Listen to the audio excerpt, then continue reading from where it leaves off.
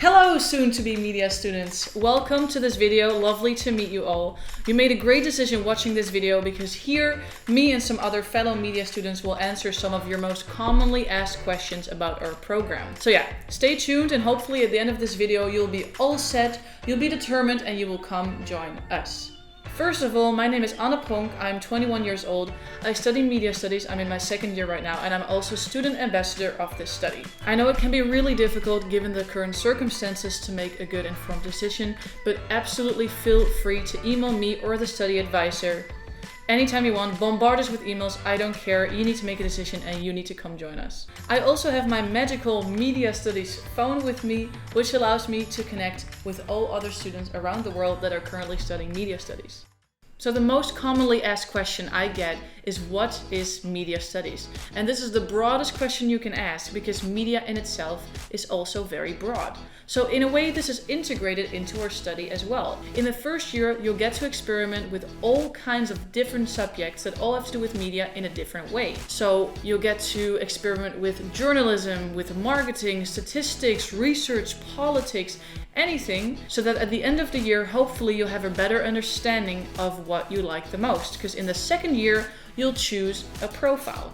There are 5 profiles in our study. You have audiovisual culture, cultural industries, digital cultures, journalism studies, and politics and global citizenship. So why I like media studies personally is because you really get to tune the study to your own liking. In the second year, you'll not only choose the profile, so that is a specific direction within media studies. Within those profiles, you can also choose elective courses. So not all the students that are in journalism studies, for example, choose the same kinds of subjects. So the second year is completely tuned into how you want it to be, so that you can prepare for the thing you want to do later on. So the third year is a bit more creative. You can really choose something that you want to do yourself. So you can either go abroad, you can do an internship at a company, or you can just do a university minor here and stay in Groningen. You really get to shape the third year to however you want it to be.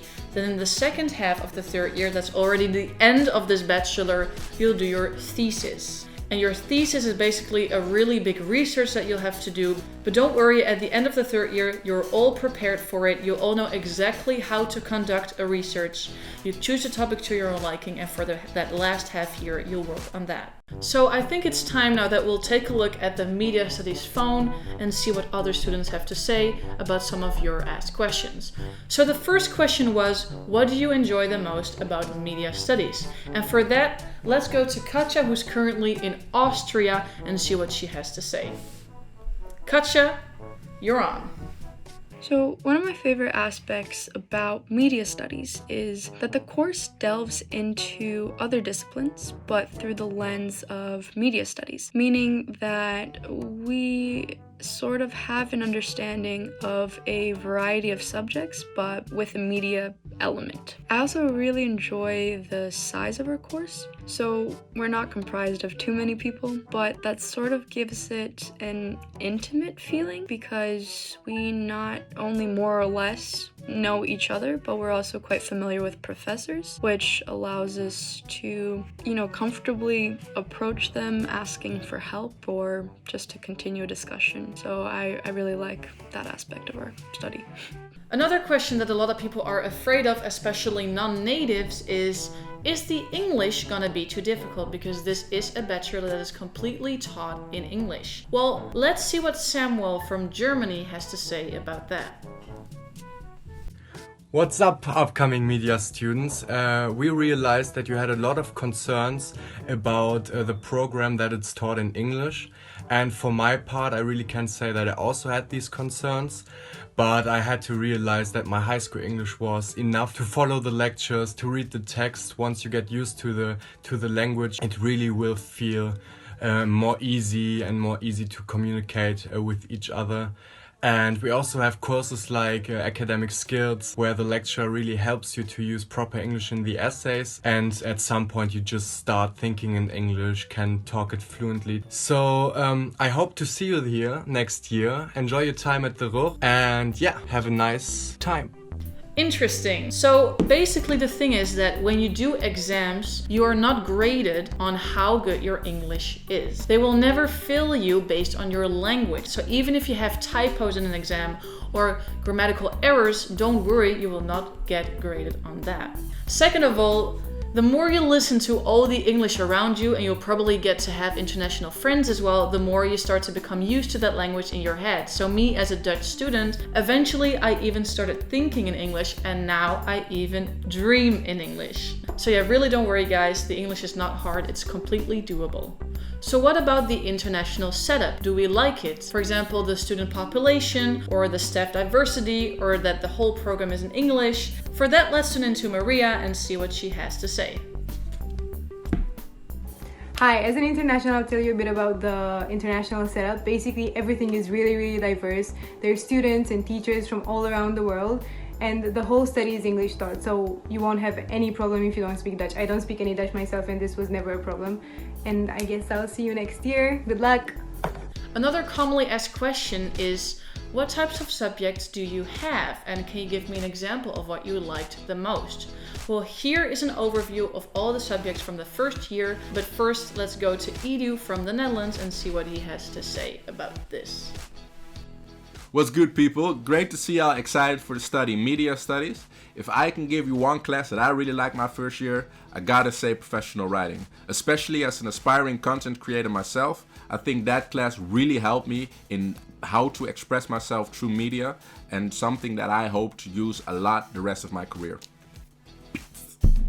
Okay, thank you so much Edu for that video. Thank you for your feedback. I agree with you. Professional writing was indeed a very cool subject. My favorite one was probably Social Lab in the block 4, where you got to work with an actual existing company in Groningen. So for example, me, I got teamed up with a company that made soup. It was a woman that didn't really know how to use social media, but she wanted to attract younger audiences to go to her soup shop. So for her, we had to make this strategy report about how she could use social media better.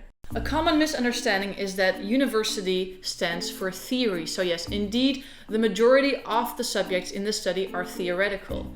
However, you'll also get to practice with some practical programs such as SPSS for statistics, or as I just said, Social Lab, where you'll work with actual existing companies in Groningen. Professional writing that Edu mentioned is hands-on writing skills. So don't think that this will only be theoretical, there's also room for some methodological and practical courses as well. Some people also wonder what kind of teachers we have here at this bachelor. So for that, let's tune into Estelle in Mauritius and see what she has to say.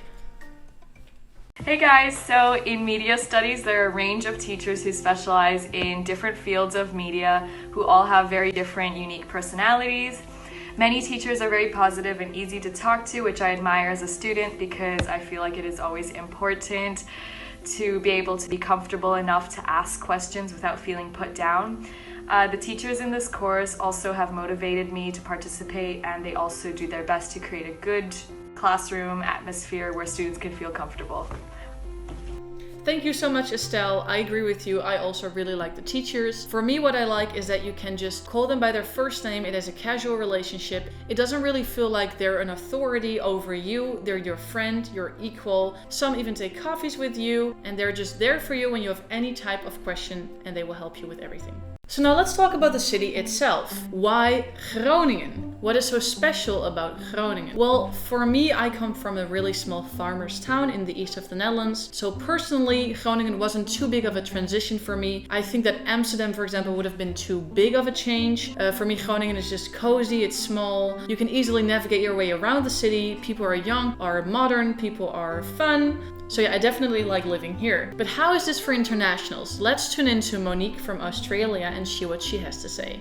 The atmosphere in Groningen is really beautiful, and there's always something to do. And there are lots of diverse groups of people who are generally pretty open and friendly. And the advantage of living in Groningen is that everything feels close by, which makes it more homely and comfortable, and it's nice.